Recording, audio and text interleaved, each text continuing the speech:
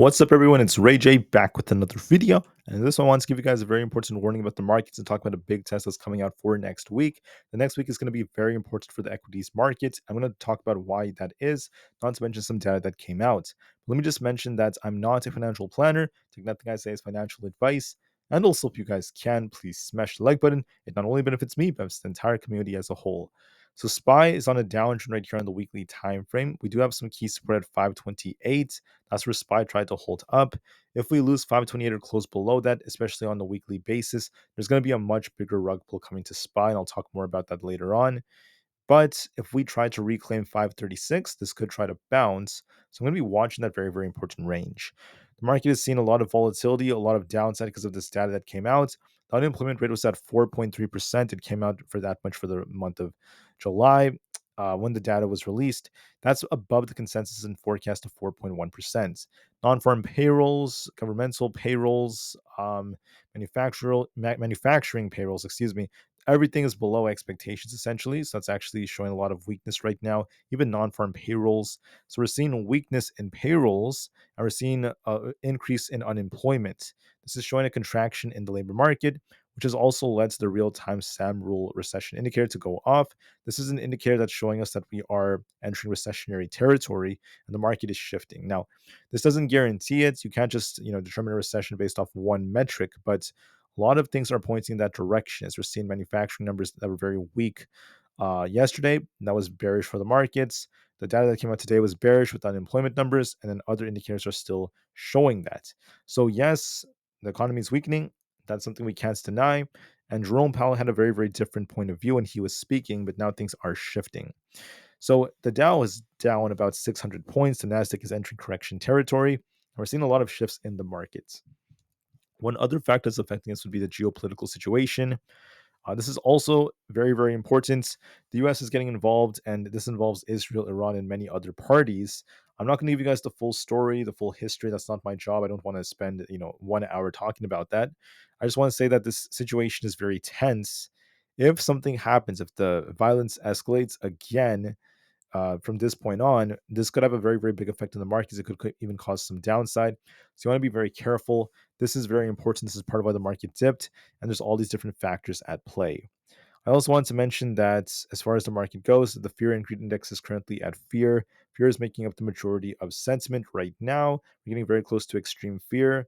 Momentum is very fearful as we're seeing a lot of selling that's going on, and the market's approaching its 125 daily moving average. The put and call option positioning is at extreme fear as we're seeing this increasing by some large extent, and then market volatility is at extreme fear as we're seeing the VIX breaking out. So fear is taking up sentiment. The market is looking bearish overall. But the question is, will we remain this way? And that's why I want to give you guys an answer. The answer is very simple. Okay, watch 528 on SPY. If we lose that on our weekly time frame. So by next week, if we close below 528, if we're below that, we're at risk of dropping all the way down to the low 500s, in my opinion. There's going to be a big rug pull if we lose this last support. If, on the other hand, we end up trying to rebound, okay, and we retest 532, if we break through this, watch 536. If that breaks, we could be looking for a retest of 541. There could be a temporary bounce. Even if we do go back up to 536, we could reject off that as well. So it doesn't guarantee anything, but that does give the bulls somewhat of an edge to see a little counter trend move. So it all depends on how things end up developing. As of right now, the chart looks more bearish. If you look at this chart, we have a head and shoulders like structure that's developing, a left shoulder here ahead, and the right shoulder that formed thanks to Jerome Powell. And this favors downside. It looks like we're going to see more downside. But there might be a temporary rebound attempt. I think it might be starting as soon as next week. And we'll see if we close above 536 or if we close below 528. That will determine what the much bigger move is going to be. I'm going to be a little bit patient when it comes to predictions and such. I just want to say we still look bearish, but we'll have to be watching what happens with the Middle East situation and more data that comes out on Monday. Monday is going to be another big day since we have the ISM data coming out. That's going to be for the services sector. This will cause high volatility. It's going to be very important for our recessionary stance, and we'll see how things end up looking. So we'll see. The market does look more bearish, but watch our key levels. If we manage to reclaim 536, we could try to bounce. If we lose 528, we turn bearish on SPY, remain bearish, and there's going to be a bigger drop coming. Now, for Nvidia, we have a little bit of a downtrend that's forming.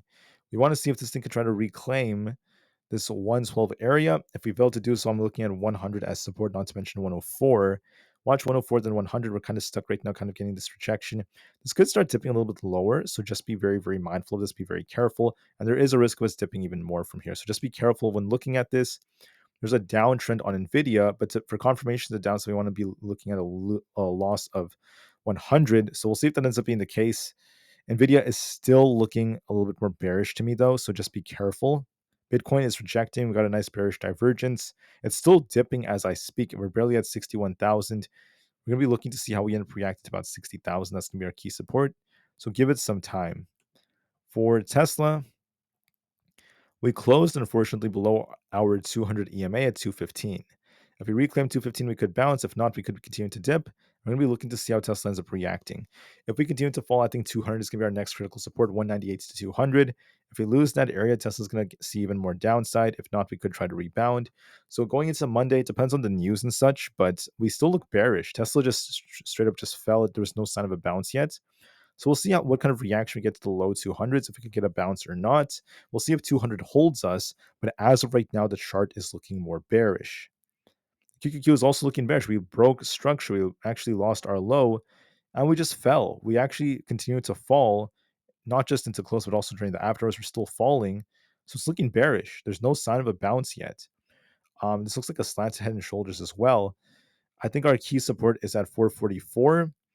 If we dip and lose 444, I think this is going to be, dropping pretty hard, very close to about 433. 440 and 433 would be potential targets. If we hold 444, we could try to rebound back up towards 452. If we reclaim 452, we could try to fill our gap above and around 457. But like I said before, we look bearish. I think we're going to be retesting 444, and we'll see if we bounce or not. But just know we look more bearish. Aapl was trying to bounce. It wanted to bounce. And what happened when you look at the 4 hour? It looks like we have a head and shoulders like structure. And instead of getting a big bounce on Aapl, we pumped all the way up to about 225. Then we rejected back down to 219. So it pumped and dumped, and we're back where we just started. So not even Aapl was able to just continue to push. So that's very important. We're still showing some signs of weakness. We're range bound between 216 and 220, but there is a risk of downside on Aapl looking at this chart. We could be dipping back down to 216. So just be careful. The IWM, it tried to balance, forming a bearish divergence, but it rejected. It also lost its 200 EMA. We filled the gap to 213 and continued to fall. If we reclaim 210, we could try to bounce. If we fail to do so, this is at risk of dipping. This imbalance is kind of attracting it down to 203. I think there's a risk of that if we continue to fall. So if we lose the low of the day from today, I think 203 is likely coming, so just be careful. I'm going to go over just like 5 more before I conclude this video. Coinbase is dumping as I speak. It's still dumping. It's failing to hold up. We got a nice double top rejection. We need to try to reclaim this resistance right here around 208 to turn back up. If we fail to do so, I see a risk of us going all the way down to 200, if not lower levels. So just be very careful. Amazon got a big rejection. We dropped really hard, so we'll see if this thing could rebound or not. We need to see if this can reclaim the 170 area. If we reclaim 170, we could try to bounce. If we fail to do so, I think we're going to be coming back down towards 164. For Meta, we're looking more bearish. I'm going to be looking at 482 as our support. If we lose this, get ready for at least 476 or below that. If we reclaim 488, we could bounce, but the chart is looking bearish. It's still falling. Microsoft is also on a downtrend, continuing to fall. We're going to be looking at support around this 402 area. 402 to 400, we'll see if those hold or not, but we have kind of like a head and shoulders like structure. And we're looking very weak right now. So there's no sign of a bounce yet, and we favor downside. We need to reclaim 416 to turn back up. Otherwise, we favor the low 400s. Google's no different. Same pattern on Google.